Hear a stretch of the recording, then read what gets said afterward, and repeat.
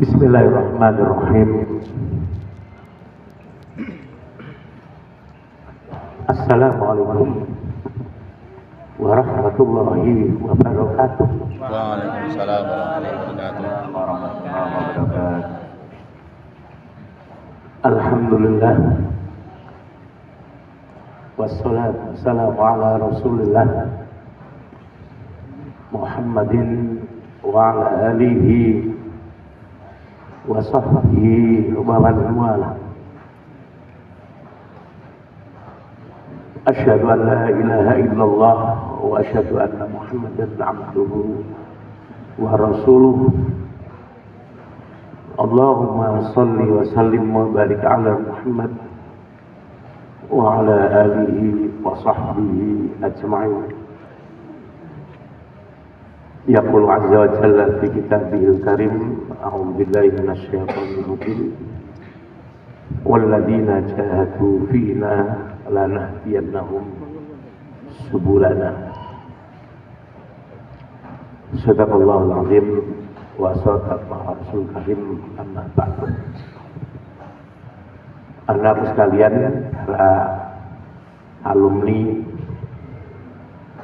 para pimpinan pondok pesantren, mudir ma'had pesantren, dan seluruh santri yang tinggal pondok.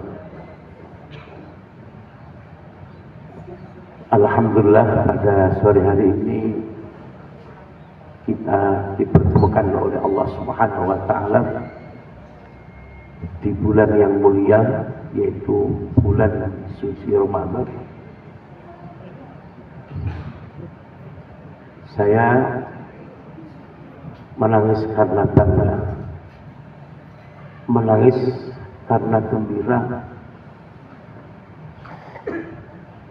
Masih ada alumni-alumni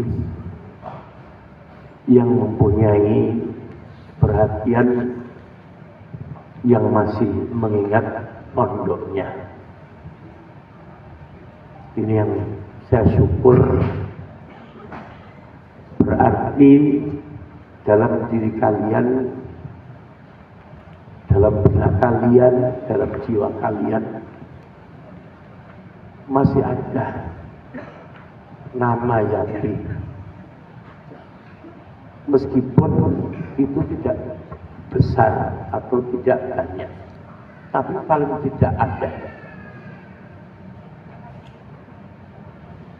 Karena kalian masih mau datang ke pondok ini, masih mengingat dulu kalian pernah digembleng, diajar, dididik, dibimbing di pondok ini. Itu tanda kesyukuran kalian, tanda terima kasih kalian untuk pondok. Ini yang saya senang, artinya bahwa kalian masih punya kepedulian dengan pondok kita ini. Terlepas apa yang sekarang ini kalian geluti, kalian mau jadi apa saja, itu memang perjalanan. Ada yang sekarang jadi mudir, ada yang jadi musyrif, ada yang masih tertatih-tatih di pertanian, bahkan ada yang menjadi penjaga toko. Itu tidak apa-apa. Semua itu kalau dilakukan dengan ikhlas dan halal, itu bukan hal yang aib, bukan hal yang hina. Dan itu perjalanan. Karena nasib masing-masing orang itu sudah ditentukan oleh Allah Subhanahu wa Ta'ala. Jadi kalian tidak perlu kecil hati. Saya tanya, kenapa kok tidak pernah Yati? Ustaz, saya malu. Loh, kenapa malu? Saya belum bisa menjadi apa yang diharapkan oleh Yapi. Saya hanya bekerja, saya hanya menjaga toko, saya hanya cocok tanam dan sebagainya. Saya beritahu pada anak-anak sekalian, itu semuanya proses dan nasibnya itu berbeda-beda. Jangankan kalian ini berbeda ayah dan berbeda ibu. Satu ayah, satu ibu, satu kandung. Ibaratnya pepatah Jawa itu satu ulek-ulek, satu colek. Satu lumpang, satu tutung. Itu pun nasibnya berbeda-beda. Nasibnya berbeda-beda. Satu saudara dibuat dengan cara yang sama, lahir dari rahim yang sama, dari benih yang sama, tapi mereka tidak sama. Ada yang menjadi bisnismen, ada yang menjadi guru, ada yang menjadi pekerja di bengkel, dan itulah perjalanan hidup. Tapi semua itu, dimanapun kalian berada, fi ayyi ardin taqa wa anta mas'ulun an islamina. Di mana kamu berada, jika di mana bumi diinjak, disitulah ada tanggung jawab kalian, yaitu Islam.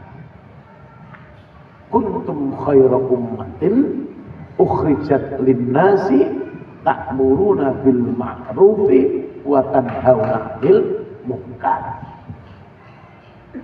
Jadi tugas kita semuanya adalah amar ma'ruf nahi munkar. Yang di perusahaan mengajak amar ma'ruf nahi munkar kepada teman-temannya di perusahaan, bisa mempengaruhi mereka dengan dakwah amar ma'ruf nahi munkar. Yang menjadi pegawai negeri mengajak teman-temannya amar ma'ruf nahi munkar. Jadi jangan mengatakan, Ustadz saya itu cuma pegawai biasa. Tidak. Dimanapun kalian itu berada, kalian punya tanggung jawab, yaitu amar ma'ruf nahi munkar. Terutama para asatid itu sudah pasti. Para mudir-mudir itu sudah pasti. Karena itu tugas pokoknya. Jadi untuk berdakwah itu tidak harus menjadi ustaz. Untuk amar ma'ruf nahi munkar tidak harus menjadi kiai. Dari segala lini pun kalian bisa berdakwah. Berdakwah di mana-mana. Dan kemajuan pondok ini maju atau tidak bukan waktu proses belajar, tapi ketika kalian sudah menjadi alumni, itulah keberhasilan pondok pesantren. Tapi alhamdulillah, dengan pondok modal hanya seperti ini, kita semuanya, para alumni-alumninya sudah bisa mewarnai pondok-pondok pesantren, pendidikan-pendidikan di sekolah-sekolah. Saya berbahagia sekali dan saya menitipkan kepada kalian semuanya, dengan kesibukan apapun, dengan bisnis apapun, seperti Ustadz Hadang itu sekarang sudah menjadi bisnismen besar, sudah menjadi importir besar. Tapi jangan lupa untuk berdakwah. Jangan menghalalkan segala cara untuk mendapatkan keuntungan. Itu yang penting itu dipegang. Karena rezeki itu yang penting keberkahan dan bukan banyaknya rezeki. Dan bukan banyaknya rezeki. Nasihat saya kedua sekaligus titip. Jadi apapun kalian jangan sampai meninggalkan mengajar. Ini wasiat almarhum bapak saya Kiai Haji Abdurrahman Samsuri pada saya. Dalam keadaan apapun jangan pernah meninggalkan mengajar. Dan ini selalu saya sampaikan kepada semua santri-santri saya. Mengajar tidak akan menjadikan kalian kaya. Mengajar juga tidak akan menjadikan kalian miskin. Tapi mengajar itu adalah kewajiban kalian. Jangan karena sudah menjadi bisnismen, kemudian sudah tidak mengajar. Jangan sampai seperti itu. Jangan sampai ketika hidupnya masih melarat, tidak mengajar, itu juga jangan sampai. Ini pesan saya untuk anak-anak sekalian, kapanpun dalam keadaan apapun, jangan pernah meninggalkan mengajar. Ya. Mengajar itu tidak harus di kelas. Mengajar di masjid, mengajar di rumah, yang penting mengajar. 1 jam pelajaran, 1 minggu, tidak apa-apa. Malam mengajar ngaji di masjid, itu juga sangat baik sekali. Jangan sampai di masjid tidak ada gaji, tidak ada honor, akhirnya daripada nggak ada ini, tidak usah ajar, tidak. Ya. Innallaha la yudhi'u ajral muslihin ajral muhsinin. Nah, dan itu sudah saya rasakan selama 20 tahun. Selama 20 tahun untuk membimbing kalian di sini. Saya di Paciran itu punya pondok besar. Dan saya sudah, saya itu sudah menjadi mudir, tapi saya tinggal di sana. Saya pilih di sini dengan yang ada, karena saya ingin menjadi kepalanya teri, bukan menjadi kakinya gajah. Ini juga kalian harus pegang prinsip itu. Lebih baik jadi kepala teri daripada menjadi kakinya gajah. Jadi saya tinggalkan pondok di Karangasem di Lamongan itu, saya ingin ya membuat pondok sendiri, mewarnai pondok sendiri. Dan alhamdulillah di antara kalian ini ada yang sudah berhasil, ada yang sudah menjadi imam di Dubai sana. Ya, kita sangat bahagia sekali, dan kami tidak pernah mengharapkan balas budi kalian. Ya. Kemudian yang selanjutnya, pesan saya pada kalian semuanya, ingatlah pondok kalian ini. Ingatlah pondok kalian ini. Kalau tidak bisa membantu secara materi, bantu secara moral. Ya. Bagaimana bantu secara moral? Mendukung. Dan jangan menjadi penggembos. Nah, contohnya begini, ada anak yang mau belajar keyapi, didukung. Dia Pak belajar keyapi, insya Allah barokah, insya Allah jadi anak baik gitu. Jangan malah digembosi. Mau keyapi Pak, mau jangan, aku alumni sana, mau itu jelek, nggak maju-maju. Ya, anakku sekalian, Yapi ini meskipun keadaan seperti ini, tapi banyak pondok-pondok pesantren yang berdiri karena terinspirasi dengan Yapi. Ya, satu contoh Pondok Qoriatul Quran yang beliau Ustadz Jadi selalu mengatakan pada saya, Ustadz, meskipun sekarang ini Kiki itu sudah maju,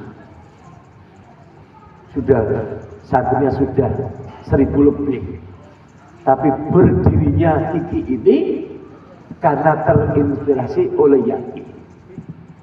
Dan itu tidak 1-2 pondok yang demikian. Al-Amr juga begitu, Al-Marjan, Ridho juga begitu. Saya sampaikan, bapak-bapak, para kaum muslimin, jenengan itu orang berada. Saya pendatang di sini, ya. Tidak punya siapa-siapa, tapi saya berani untuk mendirikan pondok pesantren. Dan pondok itu dimulai dari tidak ada menjadi ada. Ini pondok pesantren, beda dengan hotel. Hotel itu sudah semuanya siap, baru ditempati. Baitul Hikmah juga demikian. Saya sama Dr. Harun, Pak Dokter, bahwa pondok itu tidak seperti hotel. Artinya yang ada dulu baru nanti dikembangkan. Nah, ini yang insya Allah dengan prinsip-prinsip dasar yang selalu kita sampaikan, bagaimana hidup dengan keikhlasan, bagaimana hidup dengan kesederhanaan, bagaimana hidup dengan mandiri, dan inilah hasil-hasil yang kita rasakan. Meskipun kalian berada di mana saja, kalian siap untuk menjadi pemimpin di pondok-pondok pesantren.